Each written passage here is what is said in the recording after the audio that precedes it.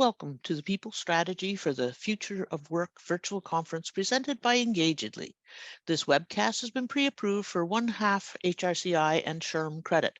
Please be sure to attend the complete webcast in order to receive your credits. If you have any questions during the webcast, click on the Q&A box or the chat box in your Zoom controls. We hope you're enjoying our event so far. This webcast is The Secret Sauce for Leading Transformational Change with lead author Ian Ziskin. Ian Ziskin is president, Excel Group LLC, has 40 years of experience as a business leader, board advisor and member, coach, consultant, entrepreneur, teacher, speaker, and author.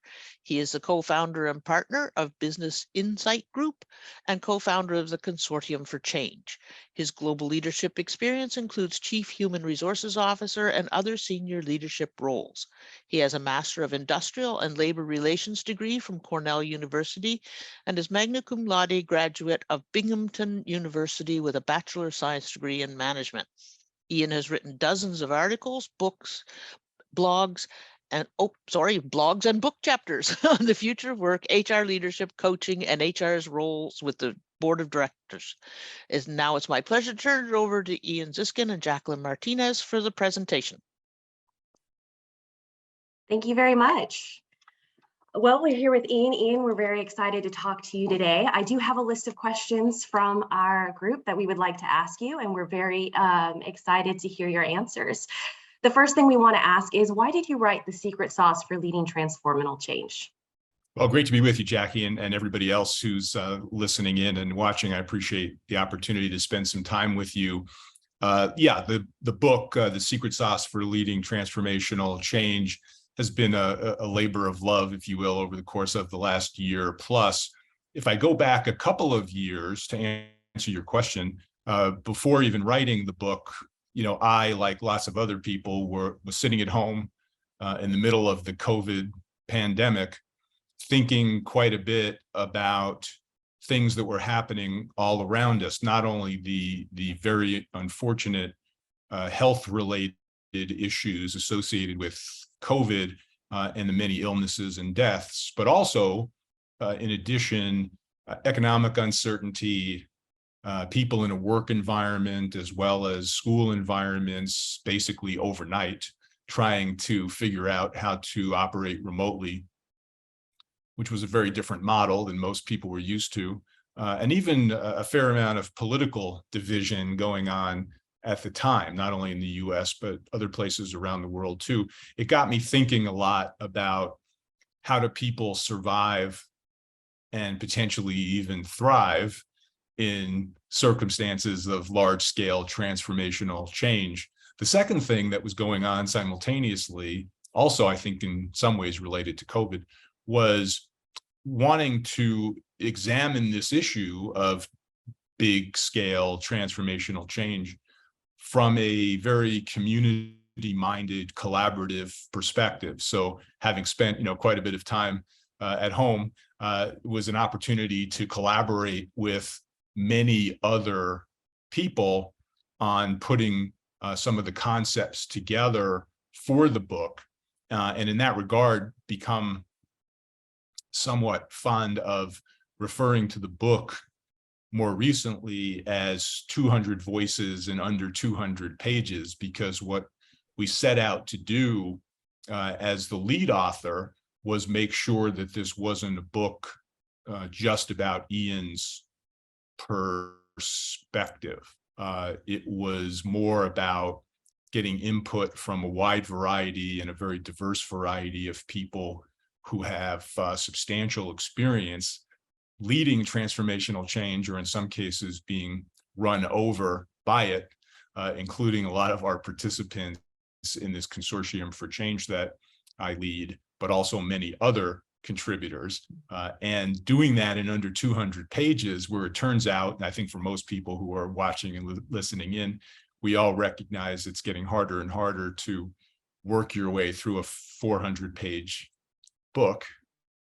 And so the more brief we could be, the more practical we could be in getting to the nuggets of what people needed to know about, we thought would be helpful. That really was the impetus for the book. Mm-hmm. And what were the most important questions that the book explores and addresses? there were a large number, as you might imagine, of things we were trying to get our hands around, but it really boiled down to 4 or 5 things. So one of the first things that I started thinking about as the lead author was the analogy, or as I called it, the pizza analogy in the book, of what does pizza have to do with leading transformational change? And as we go through the conversation, I'll be happy to share a little bit more about the connection between those two things. But we also were paying a lot of attention to what do leaders who, in fact, successfully lead transformational change actually do. We also wanted to get a handle on why we so often fail at attempting to lead transformational change. We also had finally maybe a bit of a hypothesis, which was all transformation change, we assumed, but is all change transformational? And it turns out the answer to that is no. We think there are some important distinctions between them, which we can get into if you like. And then the final thing, probably my most favorite in question, or at least the one I thought was most important, is being able to answer the question of from what to what, in terms of helping people, in organizations get their arms around where are we starting, what are we trying to preserve, what are the steps and actions we need to get to ultimately down the road in order to achieve the level of improvement that we're trying to achieve. But that can't be done successfully without first understanding where you're starting from and doing the best you can to ensure that you don't throw the baby out with the bathwater, so to speak. And then the other part I'll just mention briefly as part of that process of asking ourselves some important questions was maybe, how do you debunk certain myths or misconceptions about leading transformational change? And one of the most common ones that popped up many ways and many times as we were putting this book together was the idea that somehow successful large-scale change is really all about anticipation and preparation in advance and being able to see things around corners to better prepare yourself for the need for change, and perhaps connecting the dots among seemingly disconnected things. And there's plenty of examples, not only in the book, but also in life, of that type of well-prepared, anticipatory change. And when we do it well like that, it somehow seems more quote unquote strategic. But it turns out there's actually many more examples, not only in the book, but also in life, of circumstances where there was no anticipation. People were not prepared. They didn't see it coming. Probably the best example I can give of this that we've all been living through for the last couple of years is COVID, where most people, certainly not me, were smart enough to see something like COVID coming, yet we had to literally transform a lot of things that we've been doing almost overnight. And one of my favorite quotes that I think really speaks to this whole thing is Mike Tyson, who was a heavyweight boxer, some people may be familiar with. Many years ago, as he was preparing for one of his heavyweight championship bouts, he was asked by a member of the media, "What's your strategy for the fight?" And his response was, "Everybody has a plan until they get punched in the mouth." And I think we find ourselves as individuals, team members, parts of organizations, and even the societies that we live in are constantly being punched in the mouth. COVID's only one example. So how do we respond to that? And that's equally important as a capability to the capability of being able to anticipate. Those were some of the questions and issues that we were trying to get our arms around. I see. So you talk early in the book about your father's illness and death. How did that experience affect you, and what role did it play in influencing your point of view for this book? Yeah, this of course happened a very long time ago when I was ages 11 to 13, but it had, I think, a profound influence on me as a person and in thinking about leadership. So when I was about 11, my father was about 45 at the time. He started bumping into previously navigable objects, but nobody could figure out exactly what was going on, especially in those days. There was a lot of back and forth between hospitals and doctors and all of the rest. And finally, they ultimately concluded that he had multiple sclerosis. Over the course of about a 2-year period, he was also in and out of a lot of healthcare facilities, hospitals, nursing homes, and the like, and eventually died as a result of complications from this multiple sclerosis that he had when he was just short of his 47th birthday, and I was just turning 13, and my brother was just turning 9. So obviously, anybody who's been through that type of experience with a parent knows that it can be somewhat traumatic. But I also, think about it, especially these many years later, from the perspective of, what do you learn from going through an experience like this? How do you take a negative and turn it into a positive to the extent you can? How do you grow and respond as a person? Do you come out of it better and stronger, or do you use it as an excuse for doing something less than you could have done in life because of this quote unquote traumatic experience? And so I've tried as best I can to turn a negative into a positive, but it also, to many extents, has served as fuel in thinking about leading transformational change and this question that I raised earlier about from what to what, because it really puts you in the position of thinking about, where your life has been when things were much more stable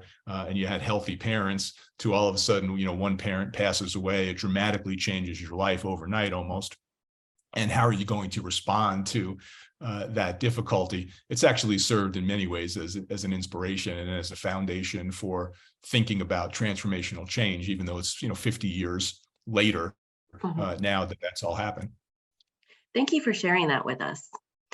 Now, this book includes a list of 7 competing priorities or paradox that must be mastered. What are a couple of those examples, and why do they matter?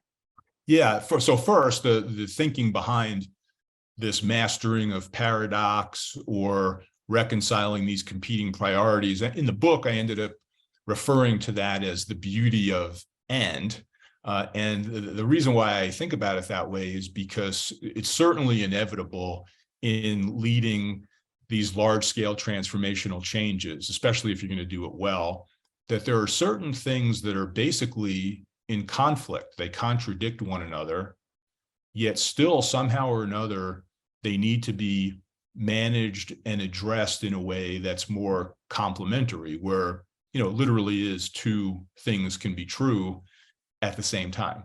And so here's a couple of examples to illustrate the point. One important one that came up in a lot of ways throughout the book was the reconciliation of facts and feelings. And here's what this means. Most big change efforts start at some fundamental level, particularly if you're a leader, with pointing to some facts and data that would reinforce or emphasize the need for big change. And it's absolutely true, of course, that almost any change effort is going to rely heavily on pointing to some data or facts that might facilitate or push the need for change. But it also turns out, by the way, that human beings have this almost limitless capacity, as organizations do as well, for denying, dismissing, deflecting in some way or another facts or data that don't reinforce our preferred view of the internal or external environment. And so you can keep pointing to the data to try to motivate people to take action, but that's usually not enough, because most big change has to be executed by and implemented by human beings. So you're really trying to appeal to what's going on in people's heads and their hearts to motivate them to take some action. And here is just one very simple example of this that I think most of us can relate to. Most of us have had the experience of stepping on a scale, looking down at the scale, there's data. The data is basically suggesting to us, oh, maybe it's time to lose some weight. Now, you can keep staring at the scale, keep looking at the data, but by itself, that will not change anything. Usually some combination of diet, and exercise is required in order to get us to a place of perhaps losing some weight. And I think a lot of leaders and a lot of organizations make the mistake of they just keep pointing at the scale. They keep saying, hey, we're 10 pounds overweight. We need to make some change. Let's go make it happen. And it's the data that they hope is going to motivate people to take action. Rarely is that enough. Usually it's a combination of the facts and the feelings that you're trying to appeal to get people to take some action and move. So that would be one example of a paradox that must be mastered. Another example, just to further illustrate the point, is what I describe in the book as the combination of speed and rhythm. In this particular case, most people would tell you, in order to successfully lead a big change, you generally have to move faster at a pace that makes you uncomfortable. Typically, it's a faster pace than what you and the organization have been used to over past history. And the reason why that faster pace matters is it tends to lead to getting better traction on a lot of the hard changes that you're trying to make. Yet at the same time, as much as speed matters a lot, so does rhythm. In my way of thinking about rhythm goes something like this. I play a little bit of guitar, certainly not well enough to make a living at it, but have been around a number of musicians over the course of my life. I've never met a musician that would say, just by playing a song faster and getting to the end more quickly might actually improve the song. And typically there's a focus on what's the pace, what's the rhythm, how do we operate in harmony? Is everybody on the same sheet of music? Do we all understand what our role is in creating what's supposed to be beautiful, harmonious music? And I think there's a lot of parallelisms to the idea of music to leading change, because if you as the leader simply are rushing, pushing people to move faster, but you leave everybody else behind who needs to be part of the effort, who needs to be aligned, who needs to be on the same sheet of music, and needs to be operating at a complementary pace. If you leave those people behind, you'll never be successful. And therefore, the combination of speed and rhythm, I think, is another one of these paradoxes that must be mastered. And that must be very challenging for a lot of larger organizations, knowing what that's going to be. Yeah, and especially because most people are smart enough to recognize that both of these things and other examples that we haven't talked about are in conflict. It is a conflict to say we want to move faster, and at the same time we need to bring other people along with us and establish a rhythm that people can relate to. It is in conflict to say that we need to rely on facts to encourage and motivate people to take action and make big changes. But at the same time, we need to appeal to what's in their head and what's in their heart in order to motivate them to take action. Those things are in conflict.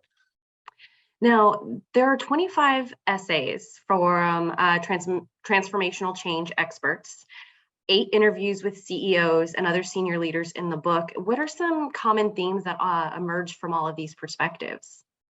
One of the most common is the idea of starting with the truth or some version of reality.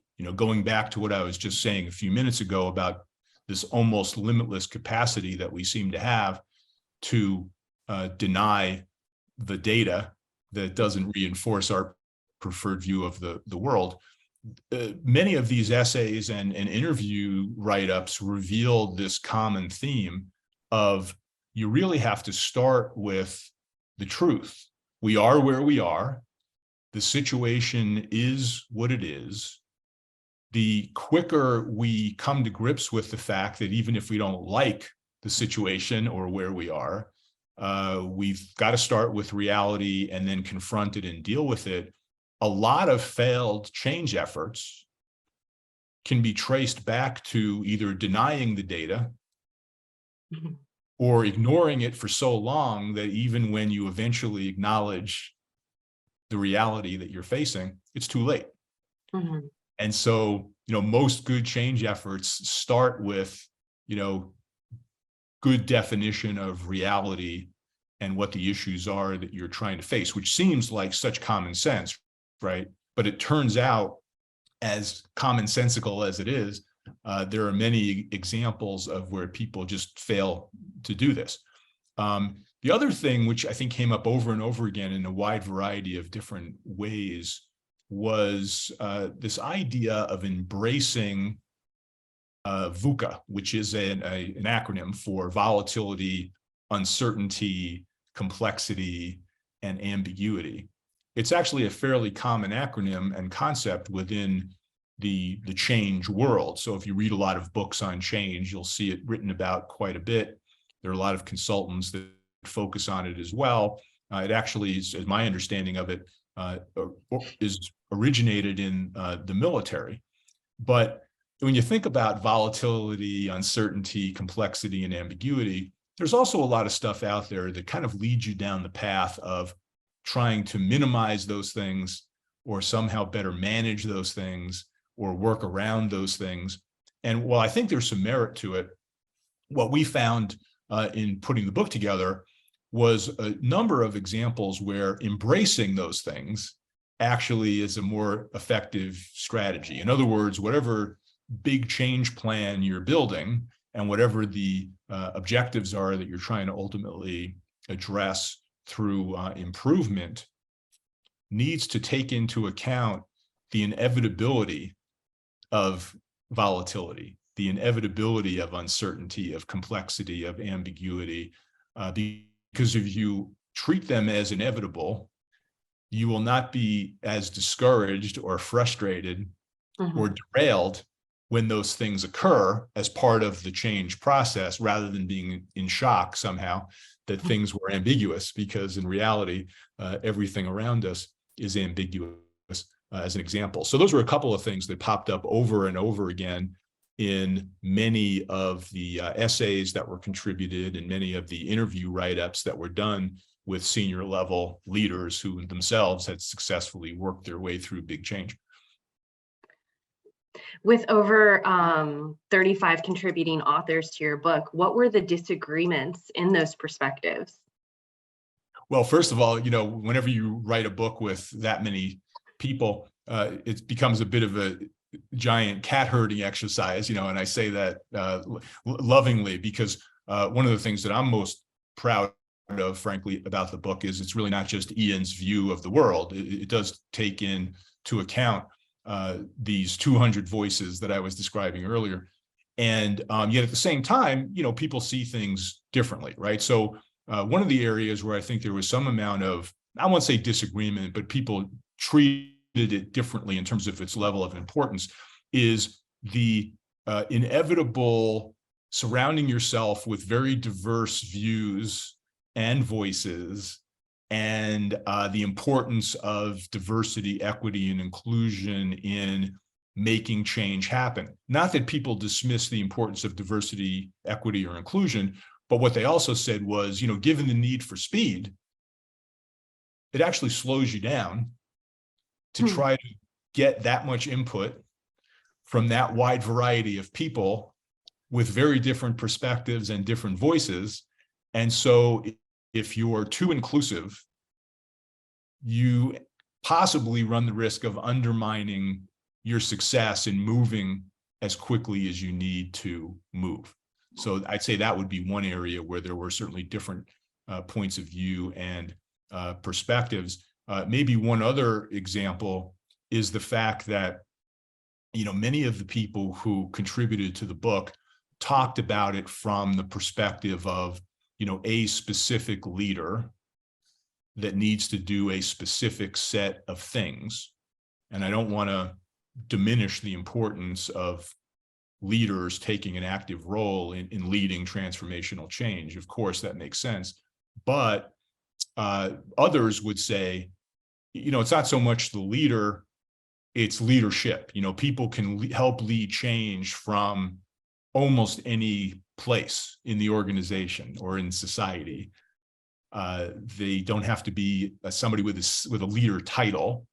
They can be 9 layers down in the organization, if you will, but they can play a huge influential role in role modeling the kinds of things that need to be role modeled in order to drive big change, or in resisting or undermining a lot of the things that are trying to be done as part of change. And we can talk a little bit more about these influencers and resistors in a bit if you like, but that was another area where the perspective was, is it all about the leader, or does it also need to be very much about other people who are playing leadership roles no matter where they sit in the organization? Got it. Now, I do want to open up the floor for Q&A. If anybody in the webinar has any questions that they would like to ask, I ask that you open your Q&A box and add them right there for us to go through. While we are waiting for some of those to populate, can you tell us where people can get your book right now? Yeah, sure. Thanks for asking. We actually have a website set up specifically around the book, which is www.transformationalchangebook.com. And they can go there to learn a little bit more about the book in terms of chapter summaries, learn about the contributing authors. They can also order the book if they like, or communicate with us about, possibly setting up some additional conversation or presentation about the book. One of the things I'll also mention, feel like kind of a proud papa, but literally this week, on Tuesday of this week, the audiobook version of the book came out, which is pretty cool, in addition to the ebook and the hard copy version. So we'll be loading that onto the website as well, so people can get access to that by Amazon or Audible or other preferred providers. Great. So one more question that I have for you.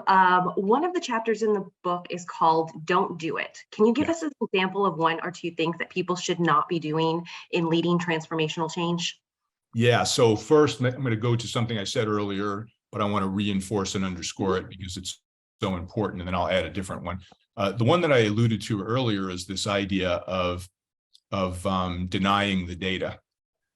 And continuing to use your energy to dismiss the fact that there are things going on around you that really do need to be addressed, and be extremely aware of the fact that we all of us as human beings and organizations to a large degree have this tremendous capacity to ignore what's going on around us, and it's deadly if you're trying to prepare yourself for big change. The second thing is the idea of treating people who push back on or resist or ask questions about the changes that are being proposed, treating those people as somehow less than, treating them as resistors, treating them as the enemy, making them feel bad, if you will, or disloyal about raising tough questions. And frankly, this speaks to one of the most important elements of the quote unquote secret sauce that came through in the book, which is the importance of loving both influencers and resistors, right? So when you ask the question the way you asked it, Jackie, about, what shouldn't we do? We shouldn't hate resistors and love other influencers who we think are on our side. We should actually love both influencers and resistors. These are people that may exist multiple levels down in the org chart. They may not be in leadership roles, but on the influencer side of things, they may be very positive supporters, for example, of what we are trying to get done with our change efforts. We tend to more naturally gravitate to people we think are being supportive of the changes we want to implement. But the resistors also play an extremely important role in asking tough questions that other people might not be comfortable asking. And because they ask those tough questions or they push back, it actually puts some pressure on us to come up with good answers and make sure that we're addressing things that could turn out to be big derailers to the change effort. So we need to really cherish those people who are pushing back as well, even though it's a less pleasant or comfortable interaction, because we feel like they're not fully supporting what we're asking them to do. Yes, I agree. Just like you talked about earlier, that DEI, including other voices, that their perspective might not be heard, but it's going to be very important in that change. Yeah, it has a price, but it also, pays for itself many times over in terms of much better input, ideas, solutions, and ownership and support for what's being done. Now, there is a question in our Q&A. Madeline asks, can Ian speak to the role of communications through the change process? Happy to do that, Madeline. Comes up a lot, not only in the book, but all kinds of efforts that we're involved in on leading change. One of the things that shows up over and over and over again is, yes, the inevitable importance of communication. However, most people, when they hear the importance of communication, they tend to think about it in terms of tell. My role as a leader is to sell you on the need for change, is to create a vision, is to explain to you why we're doing what we're doing and how we're going to do it and what role you play. So there's a lot of telling or teaching, which is important as part of the communication aspects of leading change. And that all exists for sure. However, to the degree that there's a shortcoming around communication, it's almost always around listening. Spending your time out and about, getting feedback from and understanding perspective from people quite often who are, if you're a leader in particular, levels away from you in the organization. Generally speaking, those people are closer to the customer. They're closer to the problems that exist in the organization. They have a certain level of frustration with trying to work through the bureaucracy and other obstacles to them doing their job well. And if you spend a fair amount of time as a leader who's trying to change something, listening to people a number of layers away from you describe not only what's broken, but whether in fact they see it getting better over time, you'll have a much better understanding of whether you're making progress on the change journey, and you'll actually do a much better job of getting those people engaged in and excited about the change because they feel like they're being heard. And a lot of the changes that are happening as a result of you listening to them. So I find communication matters a lot on the telling side, but it actually matters 10 times more on the listening side when you're trying to lead transformational change. Thank you for that. And one last comment. Do you want to circle back to the pizza analogy that you gave us at the very beginning? Sure, if you don't mind. Yeah. So thought about this from a number of different angles. What are some examples of industries or food in this particular case that came up? And pizza, for me, really became a good analogy here. Why? So let's go back, quick history lesson, 997 AD in a place called Gaeta, Italy. That's where pizza was first thought to be invented. And we fast forward, obviously, many, many years from there. It's now become about a $150 billion global industry. One thing I was quite wrong about when I started researching this was making the assumption that the United States was the per capita leader in pizza consumption around the world. Turns out that's not correct. It's actually Norway that's the leader in per capita pizza consumption, believe it or not. But one of the things that actually, came through in all of this was look at what's happened to pizza as a food and an industry. Shapes, sizes, toppings, cheeses, crusts, the way, in fact, we prepare it, the access outlets to get a hold of pizza, and even the secret sauces, that many people use to create pizza.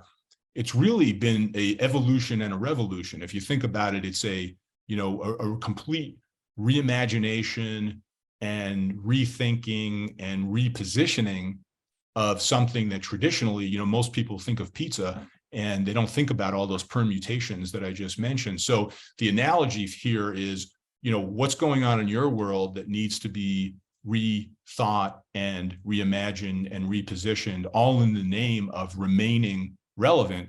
And, one of my favorite quotes that I picked up as part of this research is, believe in yourself. If cauliflower can become pizza, you can become anything. And I think that's really an inspiration for most of us who are trying to think through how we can change and be a little bit different and better in service of the other changes that people around us need and expect from us. Well, thank you, Ian, so much for that and for your time today. I really appreciate it. My pleasure. Great to be with you all. Thanks for having me. Of course. Thank you. Bye-bye. Bye now.